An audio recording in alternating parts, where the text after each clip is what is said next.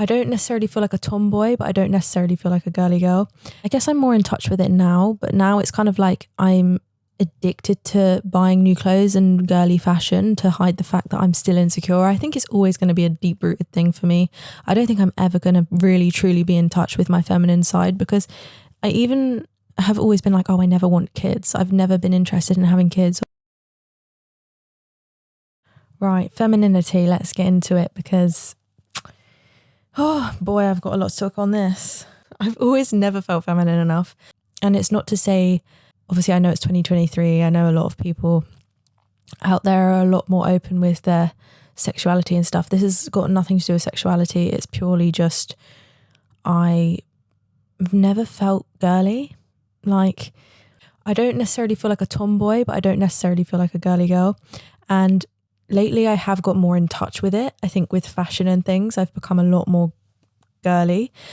But I want to kind of break down what is girly nowadays, because I feel like it changes all the time, and to try and keep up with the trends and being girly is often quite hard. So I do think we base girliness off of social media and trends and stuff. And I kind of want to break that stigma down, and for not only for you guys, but for myself, to realize that you can be girly and still wear trackies. Like, trackies is something from early days I've always worn, and I've always been a sucker for baggy clothes. I love it. I always used to wear my dad's clothes growing up. So I've always been into like men's fashion and stuff, wearing baggy stuff, and I always wanted to make my own clothing line for hoodies and stuff, because I always felt like hoodies weren't fitting me right. But anyway, I think a lot of it comes down to insecurity, and a lot of it comes down to being a late bloomer. So let's get into it anyway. I've got so much to discuss. So I saw a comment in one of my comments, and it was saying how binge eating made her feel like she was never the average feminine type of girl. And obviously we all know that I myself and a lot of my viewers struggle with binge eating.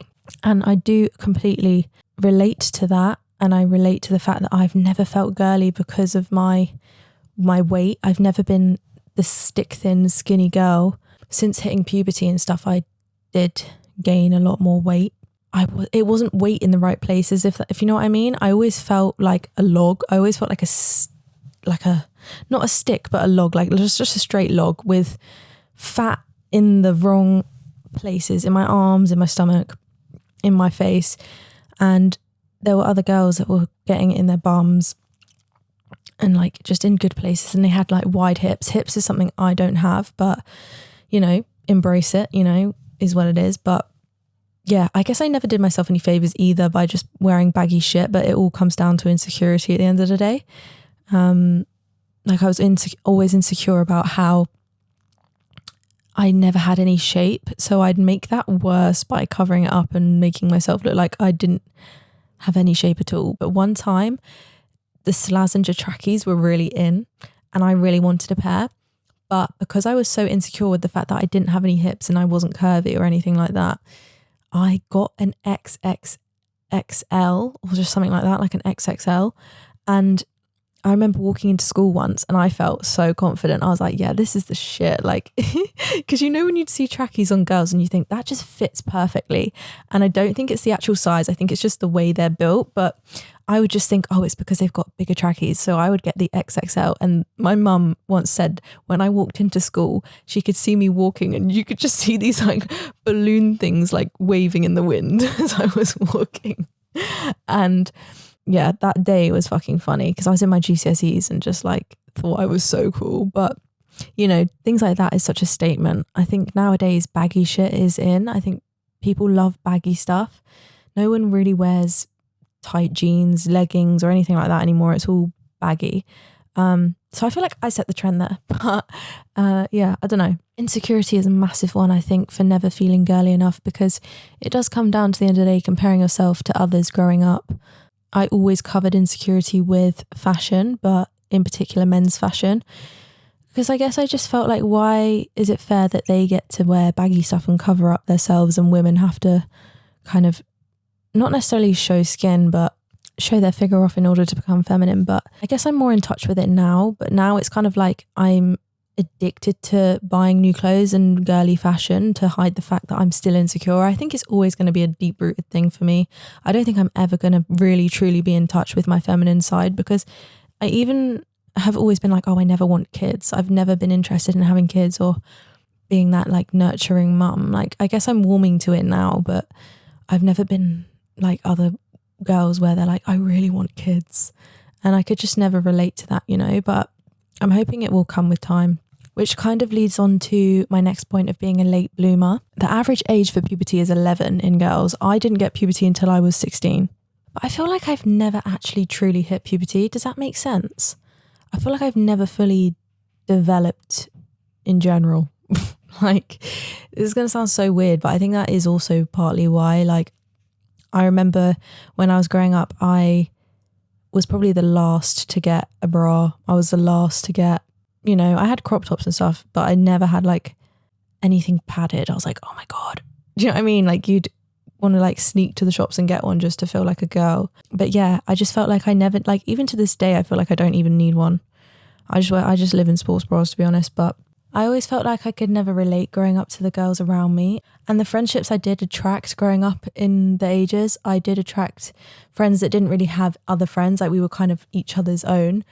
And we just kind of was existing and being funny. Like, I can't describe it. But yeah, I'd say I definitely had friends that were more on the tomboy side. But it's weird actually, because I went to an all-girls school, so it kind of doesn't make any sense. When I left my all-girls school, I then went to a mixed school in about year 8, and I was terrified of men, but I also felt like I couldn't get along with girls. I was like also terrified of girls, but in a different way. I think even nowadays I'm quite intimidated. Intimidated is a word. I feel very intimidated by females, especially females that are more feminine than me, because it's something I envy and wish I could be like. And when I do try and be feminine, I just feel like I'm not being my authentic self. I feel like it just feels ungenuine, and I just feel like I'm kind of faking it. Like, I'm the type of person that would love, I feel like this is such a pick me vibe, but I am the type of person that would love to just go to a party in trackies. And I feel like nowadays it's becoming more socially acceptable to rock up in like cargos and like hoodie and jacket and bomber jacket and stuff like that. I think that's really like a good look, but I don't think I can pull that off anymore. I just kind of am still finding myself. I think that's the thing. But yeah, what is femininity, if I ask myself that? And when I ask myself that, I always think feminine clothing. I always think people that have hips, like, and someone's aura as well. You know, when you walk into a room and you can just feel their presence, they're really soft girl is like now the word for it. Everyone's like, oh, I'm in my soft girl era. But I have one friend who is a genuine soft girl, and I'm like, I wish I could be like that. And if I try, I just feel so disingenuous. And I think partly because my voice is a lot lower, I can't be nice. Nice, is that the word? I'm just too blunt and to the point to be a soft girl. So I don't really know what kind of girl I am, but that's why I call myself a bitch. But like, I'm not. I promise I'm not. But yeah, she's genuinely like the nicest, sweetest person. She's like the mum of the group. She's the type of girl that has her shit straight. She's a girl boss, and she's just really in touch with her femininity. So yeah, I guess I'm just not in touch with it, but I don't think I ever will be, and that's completely fine. I think I've always grown up as like a daddy's girl. Like, I've always liked boy things. Like, I've always liked cars. I'm really into cars. I'm really into spontaneous shit. Like, I will, if someone asks me to climb a mountain, I'll climb a mountain. If someone asks me to jump off a cliff, I'll jump off a cliff. Do you know what I mean? Also, I say that I don't feel feminine and stuff, but obviously this whole podcast is just for really females, and it's very pink. It's very, I don't know, I would say it's quite girly, but also I think I'm just still finding myself, which is why things can be a bit different sometimes. I'm just a bit all over the place. Like, I can never settle for just being one type of aesthetic. I always have to branch out and be other things, because I just get bored easily. And also, I just don't want to be stuck in a box of just being a girly girl or whatever. Let's move on to friendships. It's an odd one, because I was terrified of men and males, because obviously I was grown up just around girls my whole life. So when I did become more open to having male friends, I quickly realised there was less drama. I kind of related to them a lot more, because I didn't wasn't necessarily into the girly stuff as much as I really envied it. I think I was just too scared to be into makeup and stuff because I kind of felt embarrassed, I think, but that's a lot to do with the way I was brought up, 100%. Like even my mum isn't a girly girl, but yeah, I just think I was almost embarrassed to ask for makeup, embarrassed to ask for a bra, embarrassed to ask for like things that, you know, females need and want as they grow up, which is completely normal.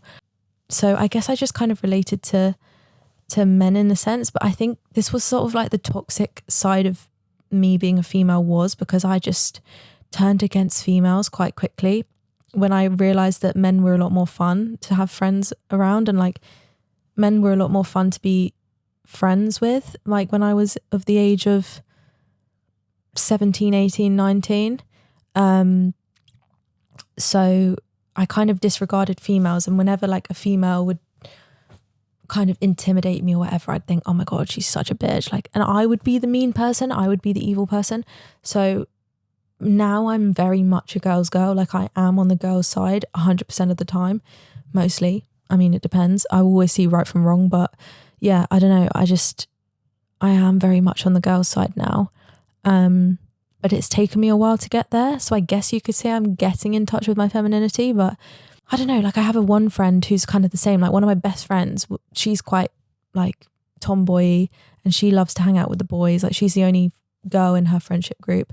And she always goes out with the guys and says there's no drama, but like I see a lot of myself in her because that was me back in the day when I was a bit more immature, I'd say. Like I'm not saying she's immature, but I was just very immature back then because I guess I think I was just so insecure. I just inflicted that on other girls. And yes, I have a resting bitch face, so that's probably why people didn't approach me either or didn't like me. But yeah, I guess I don't know.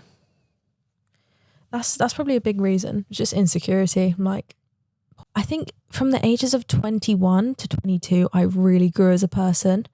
They were probably like the most prominent years of my life in order to just grow up and see the world as it is, and people aren't against you. They're just humans that are living life for the first time as well. Like you just have to realize that. Okay, so I want to talk about the pick me girl stigma. Let's just briefly speak on this because I do think females like me that have related to what I've said so far might have felt like in their life that they are a pick me.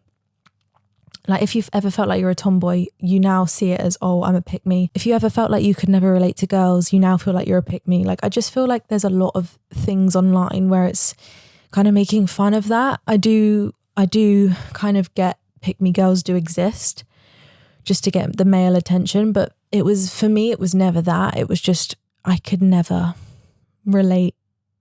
Or it's not that I could never relate. I think it's just that I never like wanted to relate because I was kind of rebelling against my own gender because I felt the things I would see females do, I was just like, how could you ever do that? I could never relate to that because I'm like, it's just what? You know, I just think there's a toxic side to femininity. There's a toxic side to feminism. And I know that some females bash other females because of certain things, but you shouldn't bash females for doing female things. You should embrace that. Do you know what I mean? I do think feminism, bottom line, should just be supporting other females and making the world aware and trying to just bring some kind of equal justice to certain things and shed light to certain things. I don't think feminism should be as toxic as it is sometimes. But then again, you can equally say that, you know, there's crazy toxic masculinity at the moment. So when I say things of not being girly, I guess it's me not really wanting to let go of my childhood because it's just a part of me. And I think that's a huge thing within finding your femininity, is letting go of your childhood self, because when you're a child, you're not a woman, you're a girl. And I think to let go of the girl energy, to become a woman, you have to let go of the girl energy in a sense. And I think for the longest time, I didn't let go of that because I always held on to the funny, charismatic, spontaneous girl. I could just never let go of her because she was fun. And it was kind of safe for me to hide under the men's clothes. It was safe for me to hide under the mask of not being girly, because I just felt like I didn't want to be average. So now I'll give you a few examples of what I've sort of learned and what I'm doing now that excites me for being a female, and how much I've grown from that.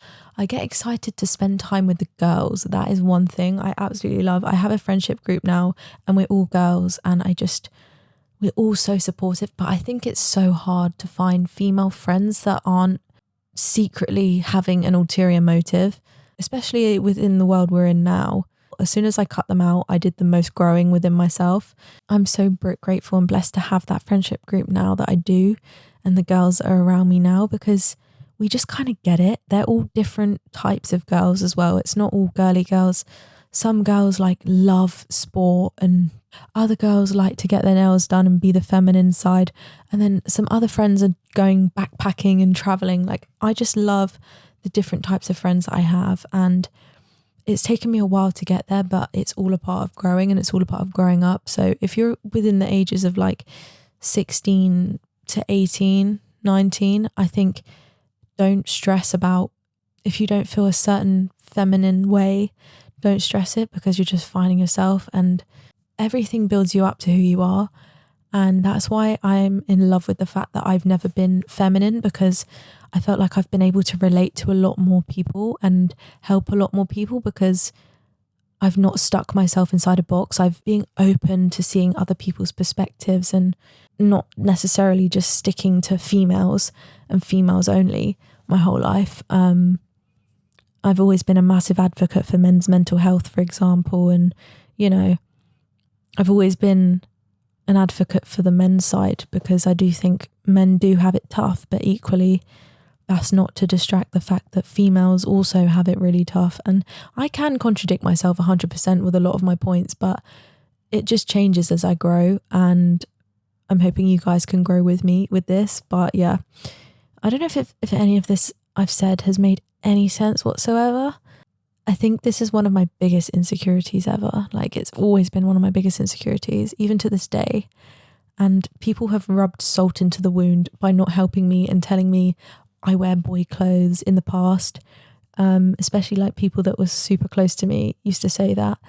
Some people loved it, some people hated it, but like, I'm not here for your validation. Back in the day, I probably was there for the validation, but nowadays you can fuck off, quite frankly.